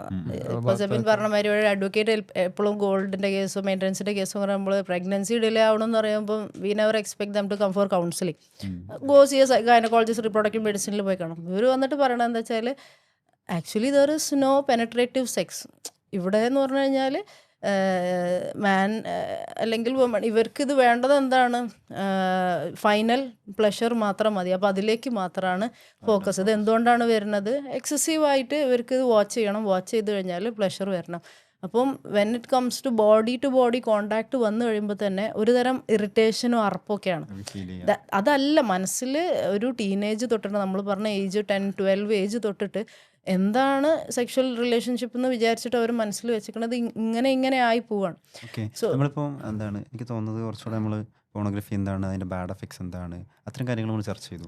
നമ്മൾ സൊല്യൂഷനിലേക്ക് നമുക്ക് ചർച്ച വന്നിട്ടില്ല. അപ്പോൾ എനിക്ക് തോന്നുന്നത് ഈ ഒരു വിഷയത്തിൽ കൃത്യമായ സൊല്യൂഷൻ എന്താണെന്ന് നമ്മൾ ഓഡിയൻസിന് പറഞ്ഞു കൊടുക്കണം. അല്ലെങ്കിൽ ഈ പ്രശ്നം അനുഭവിക്കുന്ന ആളുകൾ, ഇത് ശരിക്കും ഒരു വലിയൊരു തെറ്റാണെന്ന് ചോദിച്ചാൽ അത് ആപേക്ഷികമാണ്. മാത്രമല്ല പല ആളുകളും പല സാഹചര്യങ്ങൾ കൊണ്ടായിരിക്കും ഇതിലേക്ക് എത്തിയിട്ടുണ്ടാവുക. ഇപ്പോൾ പല കാരണങ്ങൾ കൊണ്ട് ചിലപ്പോൾ അവരുടെ സുഹൃത്തുക്കൾ വഴി ഇതിലേക്ക് എക്സ്പോഷർ വന്നിട്ടുണ്ടാവും, ചിലർ അറിയാതെ വന്ന് വീണിട്ടുണ്ടാവും. അപ്പം ആരും ഇത് ബോധപൂർവ്വം ഇത് ചെയ്യണം, ഞാനൊരു ബ്രേവ് മനുഷ്യനാണെങ്കിൽ ഇങ്ങനെയൊക്കെ ചെയ്യണം എന്ന് വിചാരിച്ച് ചെയ്യണവരുണ്ടാവും. തുടങ്ങിയ പോലെ തന്നെ നമുക്ക് കുട്ടികളിൽ നിന്ന് തുടങ്ങാം അല്ലേ? അതായത്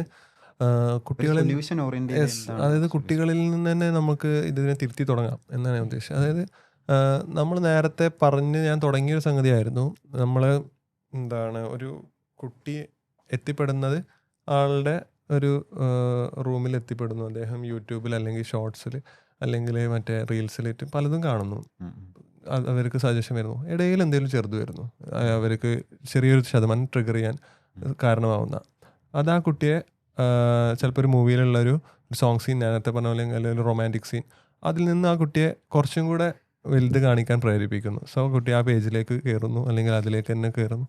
പിന്നെ യൂട്യൂബിൻ്റെയും ഇൻസ്റ്റാഗ്രാമിൻ്റെ അൽഗോരിതം നമുക്കറിയാം, പിന്നെ റിലേറ്റഡ് ആയിട്ട് തന്നെ വരുള്ളൂ. സോ അത് അതിനും വേഴ്സായ അവസ്ഥയിലേക്ക് എത്തിക്കും. പിന്നെ ആ കുട്ടി ഈ പറയപ്പെട്ട പോണോഗ്രഫി, അതാണ് ഇപ്പോൾ ആ കുട്ടിയുടെ സാഹചര്യത്തിൽ ഏറ്റവും എക്സ്ട്രീം ആയിട്ടുള്ളത്. അത് മറ്റൊരു ആപ്പിൻ്റെ സഹായത്തോടെ, ചിലപ്പോൾ ഈ പല ആപ്ലിക്കേഷൻ റെസ്ട്രിക്റ്റഡ് ആയതുകൊണ്ട് മറ്റൊരു ആപ്പിൻ്റെ സഹായത്തോടു കൂടി കാണാൻ പോകുന്നു. സോ നമ്മളൊരു കുട്ടിയെ ആദ്യം പറയാൻ ഒരു പ്രാക്ടീസ് ചെയ്യാൻ ശ്രമിക്കേണ്ടത് കുട്ടികൾക്ക് മനോഹരമായ ബൗണ്ടറീസ് പഠിപ്പിച്ചു കൊടുക്കണം. കാരണം ചില പേരൻസ് പലപ്പോഴും ചെയ്യുക ഇത് ഫോൺ ഉപയോഗിക്കണ്ടെന്ന് പറഞ്ഞിട്ട് അതിന് തടഞ്ഞു വെക്കും. പക്ഷെ അത് കൂടുതൽ മോശമാക്കത്തുള്ളൂ കാര്യങ്ങൾ. അപ്പോൾ എനിക്ക് തോന്നുന്നത് കുറച്ചുകൂടെ ഒരു സിസ്റ്റമാറ്റിക് ആയിട്ടുള്ള ഒരു രീതിയിൽ അവരെ നേരത്തെ തന്നെ മോൾഡ് ചെയ്തെടുക്കുക എന്നുള്ളതാണ്. അതെ, അത് വളരെ ഇമ്പോർട്ടൻ്റ് ആണ്. ഏർലി കുറച്ച് നേരത്തെ പറഞ്ഞു കൊടുക്കണം. ഇതിൽ ഇങ്ങനത്തെ ഒക്കെ ഗുണങ്ങളുണ്ട്. നമ്മൾ വിചാരിക്കും അതിനെക്കുറിച്ച് പറഞ്ഞു കഴിഞ്ഞാൽ അത് പോയി കാണും. എന്തൊരു മനുഷ്യരാണെന്ന് പറയും നമ്മുടെ നാട്ടിൽ. അതായത് അവർ വിചാരം ഇവരൊക്കെ കുട്ടികളൊക്കെ വളരെ നിഷ്കളങ്കരാണ്. നമ്മൾ ഉദ്ദേശിക്കുന്നത് പാരന്റ്സും കുട്ടികളും തമ്മിൽ ഓപ്പൺ ആയിട്ട് ഡിസ്കഷൻ വേണം. എന്ത് കണ്ടന്റ് വന്നേക്കും, എന്ത് കണ്ടന്റ് വന്നു കഴിഞ്ഞാൽ നിങ്ങൾ എൻ്റെ അടുത്ത് വന്ന് റിപ്പോർട്ട് ചെയ്യണം അല്ലേ. പേരൻസിന് പറ്റുന്ന ഒരു പ്രശ്നം ഇതിങ്ങനെ ഡിസ്കസ് ചെയ്ത് ഉണ്ടാവില്ല. കാരണം ചില കാര്യങ്ങൾ പറയാൻ പാടില്ല. അത് ഭയങ്കര എന്താണ് ലജ്ജാകരമായ കാര്യമായിട്ടാണ് പാരന്റ്സ് അവതരിപ്പിക്കുക. അപ്പൊ സ്വാഭാവികമായിട്ടും ഇവർക്ക് ഇതുമായി റിലേറ്റ് ചെയ്ത ആൾക്കാരോട് മാത്രമാണ് കണക്ട് ചെയ്യാൻ പറ്റുള്ളൂ. നേരെ മറിച്ച് നമുക്ക് വേറെ എന്തെങ്കിലുമൊക്കെ പ്രശ്നം ഉണ്ടെങ്കിൽ സ്വാഭാവികമായിട്ട് എന്ത് ചെയ്യും, നമ്മൾ പാരൻസിനോട് പറഞ്ഞത് സോൾവ് ചെയ്യും. പക്ഷെ ഇതുപോലത്തെ വിഷയങ്ങൾ കുട്ടികൾക്ക് എന്ത് ചെയ്യാം, സംസാരിക്കാൻ പറ്റാത്തതിന്റെ പ്രശ്നം ഞാൻ മനസ്സിലാക്കിയെടുത്തോളം പാരൻസ് തന്നെയാണ്. ഒരു പരിധി വരെ പാരൻസ് ആണ്. ബാക്കി ഈ പറഞ്ഞ പോലെ മൊത്തത്തിൽ ഗ്ലോബലായിട്ട് നടക്കുന്ന ഒരു നോർമലൈസേഷൻ ഫാക്ടർ അതിൽ ഇൻക്ലൂഡഡ് ആണ്. ഇതുമായി ബന്ധപ്പെട്ട് പ്രത്യേകിച്ച് എന്താണ് ഇപ്പം നമ്മൾ പൊതുവെ പറയാറുണ്ട്, ഇപ്പോൾ റേപ്പ് മിത്ത് എന്നൊക്കെ പറയും. അപ്പോൾ ഇതൊക്കെ സംഭവിക്കുന്നത് അല്ലെങ്കിൽ ഇത് സ്ത്രീകളൊക്കെ ആവശ്യപ്പെടുന്നതാണ്, അവരുടെ താല്പര്യമാണ്. അതുകൊണ്ടാണ് ഇങ്ങനെ ഇത്ര ഇന്റർകോഴ്സുകൾ ഈ രീതിയിൽ നടക്കുന്നത്. അത് വല്ലാത്തൊരു മിത്താണ്. അതായത് ഞാൻ എൻ്റെ ചെറുപ്പത്തിൽ കേട്ടിട്ടുണ്ട്, സ്ത്രീകൾക്ക് പുരുഷനേക്കാൾ 10 ഇരട്ടി താല്പര്യമുണ്ട്, 100 ഇരട്ടി താല്പര്യമുണ്ട്. അപ്പൊ അങ്ങനെ ആ കുട്ടികൾക്കിടയിൽ ടോക്ക് ഒരു നല്ലൊരു സർക്കിൾ ആവാതെ വരുന്ന ടോക്കുകൾ. അപ്പോൾ ഞാൻ നേരത്തെ തന്നെ പറഞ്ഞ നമുക്ക് നമ്പർ ചെയ്യാം. ഇപ്പോൾ ഒന്ന് നമ്മൾ പറഞ്ഞു ബൗണ്ടറീസിനെ മനോഹരമാക്കാം. അല്ലെങ്കിൽ ഇപ്പോൾ നമ്മൾ കോവിഡിന് ശേഷം സ്റ്റാർട്ടിങ് തന്നെ പറഞ്ഞത് പോയിരുന്ന് ഫോണ് നോക്കി പഠിക്കടാ, റൂമിൽ അതിലടച്ച് കുറ്റിയിട്ട് പഠിക്കടാന്ന് പറഞ്ഞു. അങ്ങനെയൊന്നും പറഞ്ഞിട്ടില്ലെങ്കിലും ഒരു പ്രൈവസി പോയിരിക്കാൻ പഠിപ്പിച്ചു കൊടുത്താൽ നമുക്ക് ഒന്ന് ഇവരൊന്ന് മെച്യൂർഡ് ആവുന്നവരെ അവരെ ഇത് വാതിലൊക്കെ ഒന്ന് കുറ്റിയിടുന്നതൊക്കെ ഒന്ന് ഒഴിവാക്കി ഒരു ഗാഡ്ജറ്റ്സ് അല്ലെങ്കിൽ കമ്പ്യൂട്ടറൊക്കെ വേണമെങ്കിൽ ഒന്ന് സെറ്റ് ചെയ്യാം. നമുക്ക് ഹാളിൽ തന്നെ സെറ്റ് ചെയ്യാം. അതൊരു ഒരു ലിവിങ് റൂമിലേക്ക് സെറ്റ് ചെയ്യുന്നതിന് പകരം ഒരു ഹാളിൽ സെറ്റ് ചെയ്താൽ ഒരു കിച്ചണിൽ നിന്നൊരു സംടൈംസ് ആ ഒരു വാച്ച് എന്ന് പറയുന്നത് ആ ഒരു ഗിൽട്ട് അല്ലെങ്കിൽ ആ ഒരു മടി ആ കുട്ടിയിൽ നിന്ന് മാറ്റും. ഈ കാണുന്ന ഒരു ശീലത്തിൽ നിന്ന് ചിലപ്പോൾ ബിഗിനിങ് സ്റ്റേജിൽ തന്നെ എക്സ്പോസ് ചെയ്യപ്പെടുക എന്നുള്ളതാണ് പിന്നെ അതിന് അഡിക്റ്റ് ചെയ്യുക. അപ്പോൾ ബിഗിനിങ് സ്റ്റേജിൽ എക്സ്പോസ് ചെയ്യുക എന്നുള്ളൊരു കാരണം അല്ലാതെ ആവും. രണ്ടാമത്തെ നമ്മൾ നേരത്തെ തന്നെ ആഡ് ഓൺ ചെയ്ത് പറഞ്ഞ ഏർലി ടോക്ക്. നമ്മൾ വളരെ നേരത്തെ തന്നെ അവരോട് സംസാരിക്കണം. ഇതിൽ നല്ല ഗുണങ്ങളുള്ളതോടൊപ്പം അപകടങ്ങളും ഉണ്ട്. ആ അപകടങ്ങളെ നമ്മൾ തിരിച്ചറിയണം. ആ അപകടങ്ങൾ അത് തൊട്ടാൽ നമ്മൾ കൈ പൊള്ളുന്ന അർത്ഥത്തിൽ വലിയ പ്രശ്നങ്ങളും ഇതേപോലെ എത്രത്തോളം വിശദീകരിക്കേണ്ട ആവശ്യമില്ല കുട്ടികളോട്. അത് കാണാൻ പാടില്ല. അതിൽ ഒരുപാട് ബുദ്ധിമുട്ടുകൾ നിങ്ങൾക്ക് ഉണ്ട് എന്നുള്ളത് വളരെ ഓപ്പണായിട്ട് എഴുതിയിട്ട് സംസാരിക്കണം. നമ്മളെ കുട്ടികൾ, ഞാൻ പഠിച്ച സാഹചര്യത്തിൽ പറയാം, ഒരു 6th സ്റ്റാൻഡേർഡ് അല്ലെങ്കിൽ 5th സ്റ്റാൻഡേർഡിൽ പോലും കുട്ടികളെല്ലാവർക്കും അറിയാം. ഞാൻ പഠിക്കുമ്പോൾ അന്ന് ഗാഡ്ജറ്റ്സ് ഒന്നും ഇത്രയും 5th 6th എന്നല്ല, ഒരു 4 വയസ്സുകാരൻ പറയും നടുവിരൽ യൂസ് ചെയ്യാൻ പാടില്ല എന്ന് പറയും. നമ്മൾ വിചാരിക്കും ഓക്കെ ചൂണ്ടുവിരൽ ചൂണ്ടാൻ ഇവരെന്ത് പറയണമെന്ന് ആലോചിക്കും. അപ്പോൾ അത് അവരുടെ ഒരു എന്താ പറയുക ഫ്രണ്ട്സ് ടോക്കിൽ ഇങ്ങനത്തെ വിഷയങ്ങൾ വരുന്നത് നമുക്ക് കുറച്ച് സർപ്രൈസിങ് ആണ്. അപ്പോൾ ഇങ്ങനെ കേൾക്കുന്ന പാരൻസ് മിക്കവാറും ഒരു സർപ്രൈസിങ് അല്ല, ഒരു വെറിഡാവും. ഒരു പറയും എന്ന് പറയും. അപ്പൊ ആ ശുശുശുഷു ആണ് എല്ലാത്തിന്റെയും സ്റ്റാർട്ടിങ്. അതില് നമ്മൾ പാരന്റ്സിനോട് പ്രത്യേകം പറയേണ്ടത് എന്താ വെച്ചാൽ, എങ്ങനെ ഒരു മകനും ഉമ്മയും തമ്മിൽ അല്ലെങ്കിൽ ഉപ്പയും തമ്മിൽ ഏകദേശം ഒരു 25 ഇയേഴ്സ് അല്ലെങ്കിൽ 20 അല്ലെങ്കിൽ 50 ഇയേഴ്സ് ഗ്യാപ്പ് വരും. അപ്പോൾ ആ ഒരു ജനറേഷൻ ഗ്യാപ്പ് എന്ന് പറയുന്ന അത് ലോകത്തിൻ്റെ ഒരു ക്രമമാണ്. അത് കറക്റ്റായിട്ട് മനസ്സിലാക്കാൻ പ്രത്യേകിച്ച് ഈ ജെൻസി ജനറേഷൻ പോലെയുള്ള ജനറേഷൻസ് പാരൻസ് മനസ്സിലാക്കേണ്ട ഒരു കാര്യമാണ്. കാരണം ഇവർ തമ്മിലുള്ള ജനറേഷൻ ഗ്യാപ്പ് എന്ത് ചെയ്യും, കോൺഫ്ലിക്റ്റിലേക്ക് പോകും. അപ്പോൾ കുട്ടികളുടെ ആ ഒരു കൾച്ചറിനോട് നമ്മൾ എന്ത് ചെയ്യണം, അറ്റാച്ച് ആയിട്ട് മുന്നോട്ട് പോയില്ലെങ്കിൽ വരുന്ന പ്രശ്നങ്ങളാണ് ഇതൊക്കെ. അവരെ കൃത്യമായിട്ട് ആ ഒരു ജനറേഷനെ പാരൻസ് മനസ്സിലാക്കുന്നു. ഒരിക്കലും കുട്ടികൾ എന്ത് ചെയ്യും, പാരൻസിനെ മനസ്സിലാക്കാൻ ശ്രമിക്കുന്ന ഒരു കാലമല്ല. അപ്പോൾ കുട്ടികളുടെ ആ ഒരു രീതിക്ക് എന്നിട്ട് ഇവർ രണ്ടും പാടെ ചേരുമ്പോൾ മനോഹരമായിട്ട് മുന്നോട്ട് പോകാൻ പറ്റുന്നില്ല. നല്ലൊരു പിന്നെ ലിസണറും പൊതുവെ കൂടെ ആവും അല്ലേ? അതെ, അതെ അതെ അതെ. അതെ അതെ അത് ശരി. കേൾക്കാന്നില്ലാണ്. പിന്നെ നമ്മളിപ്പോൾ അഡൾട്ട്സിന്റെ ഒരു എങ്ങനെയായിരിക്കും അവർ ഈ ഹാബിറ്റ് ചേഞ്ച് ചെയ്യേണ്ടതെന്ന് വിചാരിക്കുമ്പോൾ കുറച്ചുകൂടി ഈ കൺസ്യൂം ചെയ്ത് തുടങ്ങിയ ആളുകളെ കുറിച്ചിട്ടാണോ? Yes, adult. അതെ ഒരു കുട്ടി എന്നുള്ള പ്രായമല്ല. കാരണം ചില എക്സ്പോസ് ചെയ്യപ്പെടാത്ത ടീനേജും കുറച്ച് മാം പറയൂ. പോണോഗ്രഫി അഡിക്ഷൻ ആയിട്ടുണ്ട് എന്ന് അവർക്ക് തോന്നാൻ സാധ്യതയുള്ള, അതായത് ഇപ്പം ഒരു കോളേജിൽ ഒരു കൂട്ടുകാരൻ വന്നിട്ട് പറയാണ്, ഞാൻ ക്ലാസ്സിൽ പോകുന്നുണ്ട്, ഫ്രണ്ട്സിനായിട്ട് മീറ്റ് ചെയ്യുന്നുണ്ട്, എനിക്ക് അത്യാവശ്യം കുറച്ച് ഫുട്ബോൾ അങ്ങനത്തെ ആക്ടിവിറ്റീസ്, പൊളിറ്റിക്സ് ഇതൊക്കെ ഉണ്ട്, ഇതൊക്കെ കഴിഞ്ഞിട്ട് എൻഡ് ഓഫ് ദി ഡേ ഞാൻ രാത്രി പോയി കിടന്നാൽ എൻ്റെ ഫോൺ എടുത്തു കഴിഞ്ഞാൽ എനിക്കിങ്ങനെ ഒരു ഹാബിറ്റ് ഉണ്ട്, അതെനിക്ക് ബുദ്ധിമുട്ടാണ്. ബിസിനസ് ജോലി ചെയ്യുന്ന ആൾക്കാരുണ്ടാവും, ഒരു മെച്യൂർ ആവുമ്പോഴാണ് അറിയുള്ളൂ എന്തൊരു തെറ്റാണെന്നില്ല. അപ്പോൾ അത് തെറ്റാണെന്ന് അവർക്ക് തോന്നി തുടങ്ങുന്ന ഒരു സമയമുണ്ട്, ആ ഒരു തെറ്റല്ല എന്നുള്ള ഫീലിംഗ് നിന്ന് മാറിയിട്ട്.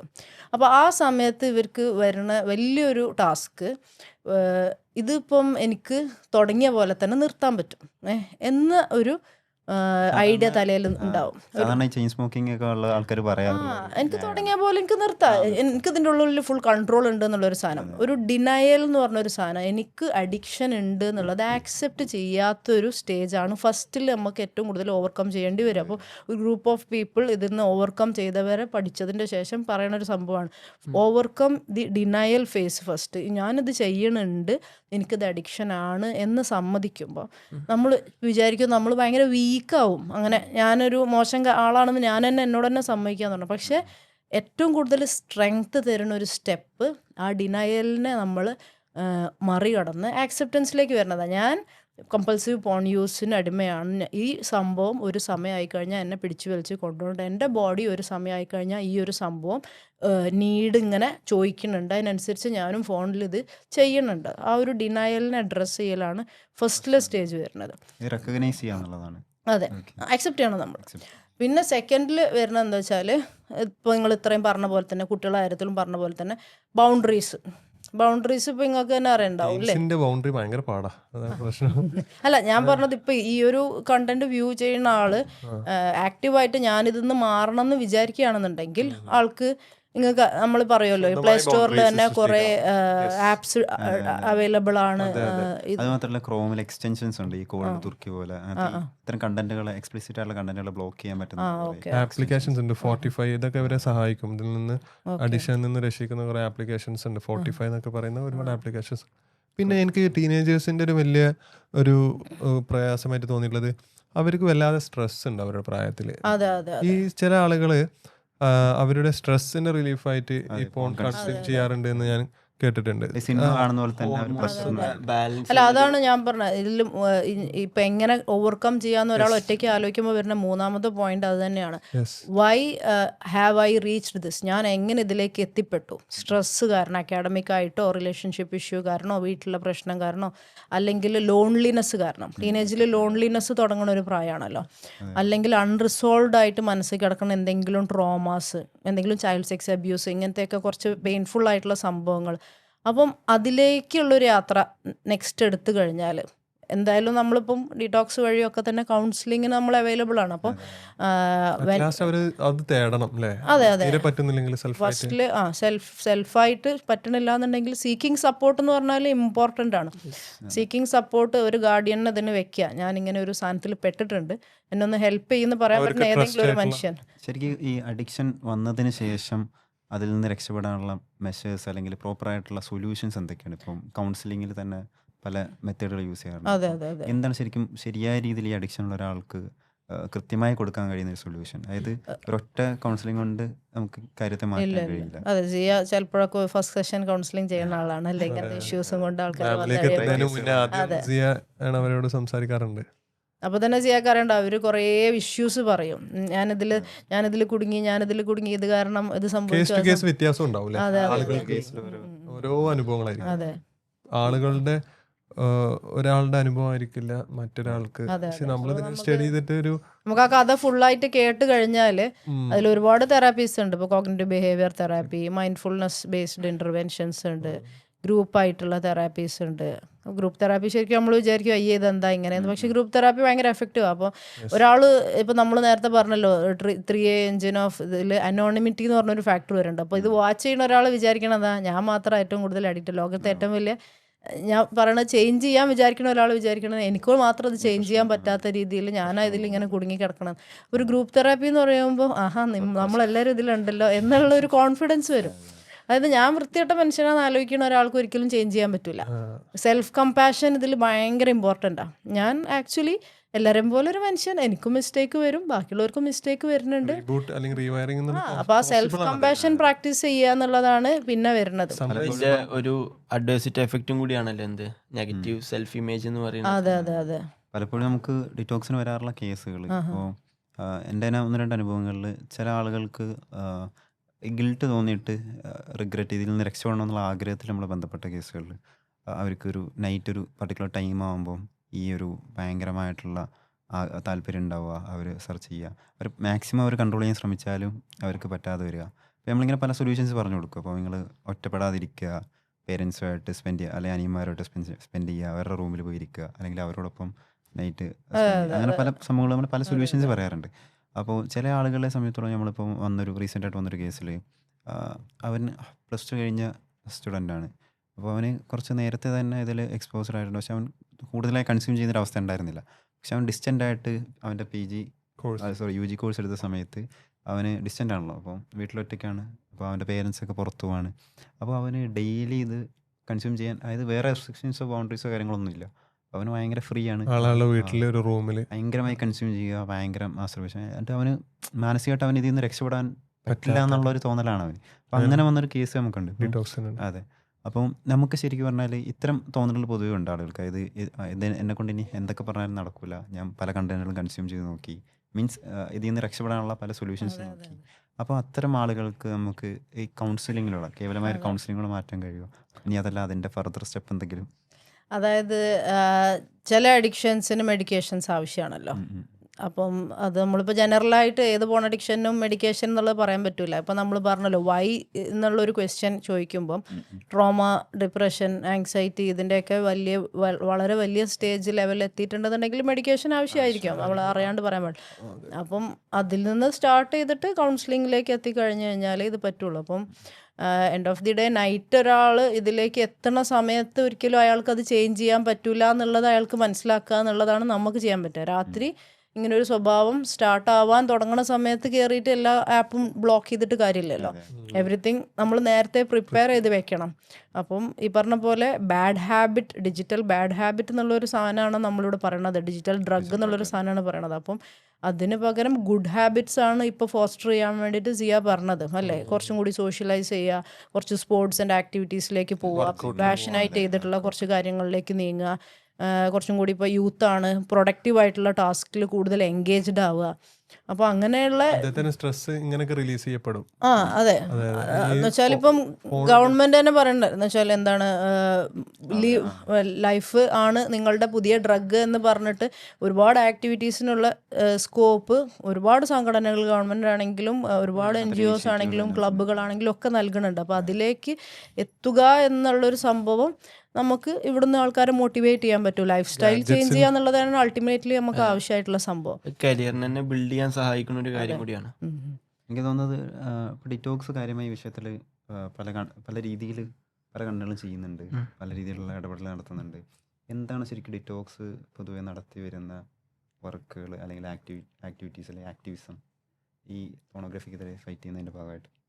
Detox in the sense basically മെയിനായിട്ട് സോഷ്യൽ അവയർനെസ് കാര്യമായിട്ട് കൊടുക്കാറുണ്ട് പല ക്യാമ്പസുകൾ കേന്ദ്രീകരിച്ചുകൊണ്ട്, സ്കൂളുകളിലും കോളേജുകളിലും, പിന്നെ ചില ക്യാമ്പുകൾ ഓർഗനൈസേഷൻസ് നടത്തുന്ന ക്യാമ്പുകളിലൊക്കെ വിളിക്കാറുണ്ട്, നമ്മൾ പോകാറുണ്ട്. അവിടെ പോകുമ്പോഴൊക്കെയാണ് നമുക്ക് മനസ്സിലാവുന്നത് ഇതിൻ്റെ ഒരു ഡെപ്ത്, അഡിക്ഷൻ്റെ ഡെപ്ത്. നമ്മളിപ്പോൾ ഞാനും സെബിനൊക്കെ പല പ്രോഗ്രാമിൽ ഒന്നിച്ച് പങ്കെടുക്കാറുണ്ട്. അപ്പോൾ അതിന് ശേഷം വരുമ്പോഴാണ് ഇതിൻ്റെ ഒരു ഡെപ്റ്റ് നമുക്ക് കറക്റ്റ് റെക്കഗ്നൈസ് ചെയ്യാൻ കഴിയുന്നത്. കാരണം Q&A സെക്ഷൻസ് ഒക്കെ ഭയങ്കര എഫക്റ്റീവ് ആയിരിക്കാം. പിന്നെ രണ്ടാമതായിട്ട് നമ്മൾ ഇതുമായി ബന്ധപ്പെട്ടൊരു റിസർച്ച് വിങ് തന്നെ ഡിറ്റോക്സ് മൈൻഡിൻ്റെ അണ്ടറിലുണ്ട്. പിന്നെ അതുപോലെ തന്നെ നമ്മൾ ഡിജിറ്റൽ കോഴ്സുകൾ, അതായത് ചിലവർക്ക് സംസാരിക്കാൻ മടിയായിരിക്കും. അപ്പോൾ നമ്മൾ ഓട്ടോമേഷൻ രൂപത്തിൽ എന്ത് ചെയ്യും, എൻവയോൺമെൻറ്റ്സ് ആയിട്ട് ആരും സംഭവം നമ്മൾ പ്ലാൻ ചെയ്യാറുണ്ട്. പിന്നെ ബേസിക്കലി കൗൺസിലിംഗ് ആണ് നമ്മൾ കൂടുതലായിട്ട് ഫോക്കസ് ചെയ്യണത്. കാരണം ഓൺലൈനായിട്ടാണോ ഫുള്ളി ഓഫ്ലൈനായിട്ട്? നമ്മൾ 2 തരത്തിലുണ്ട്. ഓഫ്ലൈൻ ആവശ്യമുള്ളവർക്ക് ഓഫ്ലൈനായിട്ട് നമ്മൾ സീറ്റിങ്സ് അറേഞ്ച് ചെയ്ത് കൊടുക്കും. അതിൽ മെയിൻ കണ്ടീഷൻ എന്താണെന്ന് വെച്ചാൽ നേരത്തെ മാം സൂചിപ്പിച്ചതുപോലെ നമ്മൾ തെറ്റാണെന്ന് മനസ്സിലാക്കുക എന്നുള്ളതാണ്. പിന്നെ ഞാൻ ഒരിക്കലും ഇതിലേക്ക് പോവില്ല എന്നുള്ളൊരു ഓവർ കോൺഫിഡൻസ് ഉണ്ട്, അതില്ലാതിരിക്കുക.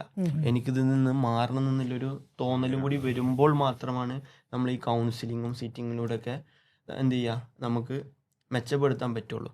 പിന്നെ അൾട്ടിമേറ്റ്ലി എനിക്ക് പറയാനുള്ളത് എന്താണെന്ന് വെച്ചാൽ നമ്മളിപ്പോൾ ലാസ്റ്റ് സ്റ്റാറ്റിക്സ് പ്രകാരം ലാസ്റ്റ് സ്റ്റഡി പറഞ്ഞത് എന്താ വെച്ചാൽ 93% ആണുങ്ങളാണ് ഫോണ് വാച്ച് ചെയ്യണമെന്നുള്ളതാണ്.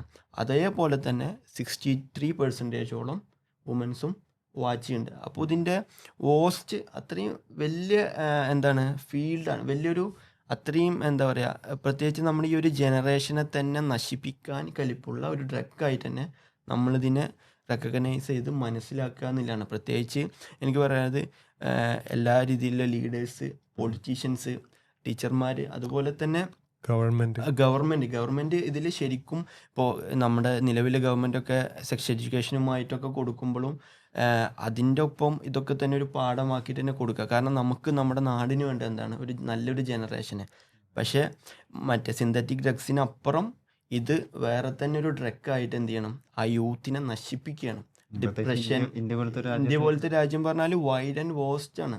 അതായത് ഏറ്റവും കൂടുതൽ ഇൻ്റർനെറ്റ്, അതുപോലെ ഇപ്പോൾ ജിയോൻ്റെ കാര്യത്തിൽ തന്നെ നമുക്ക് ഏറ്റവും വലിയ ഉദാഹരണം, വിത്തിൻ മന്ത്സിലാണ് അവരെന്ത് ചെയ്ത് ഒരു ഇൻഡസ്ട്രീനെ സ്വന്തം കയ്യിലേക്ക്, അത്രത്തോളം കപ്പാസിറ്റിയാണ് ഈ ഒരു ഇന്ത്യ പറയുന്ന ഒരു രാജ്യത്തിനുള്ളത്. അപ്പോൾ നമ്മളെ സംബന്ധിച്ചിടത്തോളം നമ്മളെ നാട് ഉയരണമെങ്കിൽ യൂത്ത് എന്ത് ചെയ്യണം, നമ്മളെ ജനറേഷൻ അപ്ഗ്രേഡ് ചെയ്തുകൊണ്ടേ ഇരിക്കണം. അവരിനെ ഈ പറഞ്ഞ പോലെ അവർ നല്ലൊരു കരിയർ ഗ്രോത്ത് അവർക്ക് വേണമെന്നുണ്ടെങ്കിൽ അവരുടെ ലൈഫിൽ എന്ത് ചെയ്യണം, നല്ലൊരു പ്ലഷറില്ല ലൈഫ് വേണം. അതിൻ്റെ ഒപ്പം തന്നെ അതിനെ പ്രശ്നമാവുന്ന രീതിയിൽ ഡിപ്രഷൻ, ആങ്സൈറ്റി, അതുപോലെ തന്നെ നേരത്തെ ഞാൻ സൂചിപ്പിച്ചതുപോലെ തന്നെ സെൽഫ് ഇമേജ് നെഗറ്റീവായിട്ട്, സ്വന്തം നെഗറ്റീവായിട്ട് ഇതുമായി ബന്ധപ്പെട്ട സാധനത്തിനൊക്കെ മറികടക്കാൻ എന്ത് ചെയ്യണം, നമുക്ക് ഡിറ്റോക്സിന് സാധിക്കും എന്നുള്ള വിശ്വാസമുണ്ട്. ഡിറ്റോക്സ് അതുപോലെ തന്നെ ഇപ്പോൾ ഫഹദ് ആഡ് ചെയ്ത കാര്യങ്ങളിൽ നമ്മളൊക്കെ ഇതിൽ വന്ന പോലെ എല്ലാവരെയും നമ്മൾ വെൽക്കം ചെയ്യുന്നുണ്ട് ഡിറ്റോക്സിൻ്റെ ടീമിലേക്ക്. കറൻ്റ് വോളണ്ടിയേഴ്സ് ഒരുപാട് പേര് നമ്മളെ കൂടെ ഉണ്ട്. അവർ പലരും നമ്മളെ കൗൺസിലിങ്ങോട് കൂടി ഇതിനെ മനസ്സിലാക്കി എതിർത്ത് ഇപ്പോൾ നന്നായി ജീവിക്കുന്ന ആളുകൾ ഇപ്പോൾ ഡിറ്റോക്സിൻ്റെ വോളണ്ടിയേഴ്സാണ്. ആ ഒരു കാര്യത്തിൽ ഞാൻ മനസ്സിലാക്കി വെച്ചാൽ ആസ് എ ടീം ഇത് വർക്ക് ചെയ്യാൻ കഴിയുള്ളൂ. കാരണം നമ്മളുടെ മുന്നിലുള്ള ഒരു ആവശ്യക്കാരെന്ന് പറയുന്നത് ഒരുപാട് പേരുണ്ട്. അവരിലേക്ക് എല്ലാവർക്കും എത്താൻ ചിലപ്പോൾ നമുക്ക് 4 പേർക്കോ അല്ലെങ്കിൽ ഈ പറയപ്പെട്ട ഒരു 10 പേർക്കോ കഴിയില്ല. സോ നമ്മൾ ഈ വോളണ്ടിയേഴ്സ്, അതിപ്പോൾ എന്നെ ശ്രമിക്കുന്ന ആർക്കും അതിന് വോളണ്ടിയർ ആവാം. ഡിറ്റോക്സിൻ്റെ പേജ് നിങ്ങൾക്ക് എല്ലാവർക്കും ഇൻ്റർനെറ്റിൽ ലഭ്യമാണ്. അപ്പോൾ ആ ഒരു എന്താണ് സൈറ്റിൽ കയറി നിങ്ങൾ നമ്മളൊരു വളണ്ടിയർ ആവുകയാണെങ്കിൽ ചിലപ്പോൾ നിങ്ങളുടേതായ ആശയങ്ങൾ കൊണ്ട്, ഞങ്ങളെ പഠിച്ച കുറച്ച് ആശയത്തിനപ്പുറം നിങ്ങളുടേതായ സഹായങ്ങൾ കൊണ്ട് ചിലപ്പോൾ നമ്മളെ ഈ ഒരു സംരംഭത്തെ വിജയിപ്പിക്കാൻ കഴിയും, ഒന്നും കൂടെ ജനങ്ങളിലേക്ക് എത്തിക്കാൻ കഴിയും. ഒരു പെർഫെക്റ്റ്ലി നമ്മൾ മുന്നോട്ട് പോകുന്നതിൻ്റെ ഒരു ലക്ഷ്യം ആളുകളെ ഈ പറയപ്പെട്ട ഒരു അപകടത്തിൽ നിന്ന് രക്ഷിക്കുക എന്നുള്ളത് മാത്രം ലക്ഷ്യം വെച്ചുകൊണ്ട് മുന്നോട്ട് പോകുന്നതാണ്. അതിൽ അങ്ങനെയാണെങ്കിൽ ഡീറ്റോക്സ് മൈൻഡ് ബിഗിനിങ് സ്റ്റോറി പറയുകയാണെങ്കിൽ വളരെ ഈ ഒരു പോഡ്കാസ്റ്റിൽ വന്നിന്ന് ആദ്യമായി ഇങ്ങനെ ഒരു സംസാരിക്കുന്നതിന് മുന്നേ പരസ്പരം തമാശക്ക് പോലും സംസാരിച്ച, അല്ലെങ്കിൽ ഞാനും ഫഹദും ഒരേ സ്കൂളിലാണ് പഠിച്ചത്. ഞാൻ ഒരു കൊല്ലം സീനിയറായിരുന്നു, പാലക്കാട് ഒറ്റപ്പാലം. സോ ഞങ്ങൾ പരസ്പരം ഇത് വലിയൊരു പ്രശ്നമല്ലേ നമ്മളെ ഫ്രണ്ട്സുകൾക്കിടയിൽ, അല്ലെങ്കിൽ നമ്മളുടെ നാട്ടിലൊരു വലിയ ഇഷ്യൂ അല്ലേ ഇതിനെ അഡ്രസ്സ് ചെയ്യണ്ടേ എങ്ങനെ പറയപ്പെടുമ്പോൾ നമ്മളങ്ങനെ പറഞ്ഞ് നമ്മൾ ചില വേദികളിലൊക്കെ മൈക്കും എടുത്ത് സംസാരിച്ച് അവിടെ നിന്ന് കേട്ട് പലരും നമ്മളോട് ജോയിൻ ചെയ്ത്. സോ ഇതിനെ ആദ്യം നമ്മൾ ഒരർത്ഥത്തിൽ പേരൊക്കെ കൊടുക്കണോ, നമ്മൾക്ക് അതിനൊക്കെ കഴിയുമോ? കാരണം നമ്മളെ എതിർക്കാൻ ഒരുപാട് പേരുണ്ട്. യെസ്, നമ്മളെ എതിർക്കാനോ അല്ലെങ്കിൽ ഇത് ശരിയാണെന്ന് പറഞ്ഞ് വാദിച്ചു വരാൻ ഒരുപാട് പേരുണ്ട്. സോ അവർക്കൊക്കെ കൃത്യമായ മറുപടി കൊടുക്കണം എന്നുള്ളതുകൊണ്ട് നമ്മൾ ആദ്യം എടുത്ത തീരുമാനമാണ് നമ്മൾ മിനിമം ഒരു 1.5 വർഷം ഇതിനെക്കുറിച്ച് പഠനം നടത്തും, എന്നിട്ടേ നമ്മളൊരു സ്ക്രീനിന് മുന്നിലേക്ക് വരുള്ളൂ. അങ്ങനെ സിയ നമ്മൾ ഇന്ന് സ്ക്രീനിൽ ഭയങ്കര സന്തോഷമുണ്ട്, ഇന്ന് നമ്മൾ സ്ക്രീനിൻ്റെ മുന്നിലേക്ക് വന്നു. ആർട്ടിക്കിൾ പബ്ലിഷ് അതെ. ചെയ്തിട്ടുണ്ട് റീസെന്റ്. അപ്പോൾ ആ സ്ക്രീനിലെ മുന്നിലേക്ക് വരുന്നതിന് മുന്നേ നമ്മൾ അത്രയും പഠിക്കും. നമ്മൾ ഒരുപാട് തവണ നമ്മുടെ നാട്ടിൽ ഞാനിപ്പോൾ പാലക്കാട് സിയ, ആലപ്പുഴ, അതേപോലെ തൃശ്ശൂർ എന്നുള്ളൊരു അമീർക്ക, ഓരോരുത്തരും ഓരോ ഭാഗത്തു നിന്നാണ്, മലപ്പുറം എന്നുള്ളൊരു ഷൈമ മാം. അപ്പോൾ നമ്മളെല്ലാവരും ഓരോ ഭാഗത്തുനിന്നായിട്ട് പോയിട്ടും ഇത് വിജയിപ്പിക്കണം, ഡീടോക്സ് മൈൻഡ് മുന്നോട്ട് വരണം എന്നുള്ള ചിലപ്പോൾ ഈ കാലത്തിൻ്റെ ആവശ്യം കൂടെ ആയിരിക്കാം. അപ്പോൾ ഇന്ന് ഈ ഒരു പോഡ്കാസ്റ്റ് ചെയ്യാൻ നമ്മളെ ഒരു കോൺഫിഡൻസും നമ്മൾ വന്നിരിക്കുന്നവരെ നമ്മൾ ഇത്രയും നന്നായി പറയുന്നത് എനിക്ക് സംശയം ഉണ്ടായിരുന്നു. ഞാൻ വളരെ ഹാപ്പിയാണ്. ഞാൻ ആക്ച്വലി ഞാൻ വളരെ ഹാപ്പി ആയിട്ടാണ് സംസാരിക്കുന്നത്. കാരണം നമുക്ക് അതിന് പറ്റി, നമ്മൾ ഇതുവരെ സംസാരിക്കും, ഇനിയും നമ്മൾ സംസാരിക്കും. നമുക്ക് പകരം പലരും ഈ ഒരു ഒപ്പം വരും, അവർ സംസാരിക്കും. നമ്മളുടേതായ കാര്യങ്ങളിലേക്ക് വരുമ്പോൾ ചിലപ്പോൾ നമ്മൾ വളണ്ടിയേഴ്സ് നമുക്ക് പകരം ഇവിടെ ഇരുന്ന് സംസാരിക്കും, അല്ലെങ്കിൽ ഈ ഒരു പ്ലാറ്റ്ഫോം യൂസ് ചെയ്യും. ആളുകൾക്ക് ഇറ്റ് ഈസ് പോസിബിൾ. അതാണ് എനിക്കിതിൽ പറയാനുള്ളത്. കാരണം ബ്രെയിൻ എന്ന് പറയുന്ന സംഗതിക്ക് പറയുന്നൊരു വല്ലാത്തൊരു വാക്കാണ് ന്യൂറോ പ്ലാസ്റ്റിക്. അതെന്തുകൊണ്ടാന്ന് വെച്ചാൽ ഇപ്പോൾ എല്ലാം ഒരു മെറ്റഫർ പോലെ ഞാൻ പറയുകയാണെങ്കിൽ പ്ലാസ്റ്റിക്കിൻ്റെ സ്വഭാവം എന്താ, അത് തീയിൻ്റെ അടുത്ത് കൊണ്ടുപോയി വെച്ചാൽ അത് ഉരുകും. അതിന് വേണമെങ്കിൽ തീയിൻ്റെ അടുത്തുനിന്ന് വേറെ തീയിൻ്റെ അടുത്ത് കൊണ്ടുപോയി വെച്ചാൽ അതിന് വീണ്ടും റീഷേപ്പ് ചെയ്യാൻ കഴിയും. സോ അങ്ങനത്തെ ഒരു സ്വഭാവമുള്ള ഒരു സാധനമാണ് നമ്മളുടെ ബ്രെയിൻ. ആ ബ്രെയിനിനെ അതിന് എത്രത്തോളം വലിയ മോശമായ ഹാബിറ്റ്സും ക്യാരക്ടറും ബിൽഡ് ചെയ്യപ്പെട്ടിട്ടുണ്ടെങ്കിലും അതിനെ സ്റ്റെപ്പ് ബൈ സ്റ്റെപ്പ് ഒരു പ്രോസസ്സാണത്. അതിന് ക്ഷമയോട് കൂടിയിട്ട് വളരെ പേഷ്യൻ്റായിട്ട് നമ്മളതിനെ സമയം കൊടുത്ത് ആ ബ്രെയിനിനെ സപ്പോർട്ട് ചെയ്താൽ brain will learn new characters, നല്ല ഹാബിറ്റ്സ് പഠിക്കും. ആ ഒരു റീവയറിങ് പ്രോസസ്സിലാണ് നമ്മളിപ്പോൾ ഡീടോക്സിനെ വിശ്വസിക്കുന്നത്. സോ ഞാൻ എന്നെ ശ്രമിക്കുന്ന ആളുകളോട് ഞാൻ വീണ്ടും പറയുന്നു, all are welcome to detox mind. ആദ്യം നിങ്ങൾ മനസ്സിലാക്കുക, തിരുത്താനില്ലാണെങ്കിൽ തിരുത്തുക, നമ്മളൊപ്പം ജോയിൻ ചെയ്യുക. നമുക്ക് വേണ്ടത് നമ്മുടെ ജനറേഷനെ സംരക്ഷിക്കുക എന്നല്ല, save the generation. Yes, fight the digital drug. Thank you.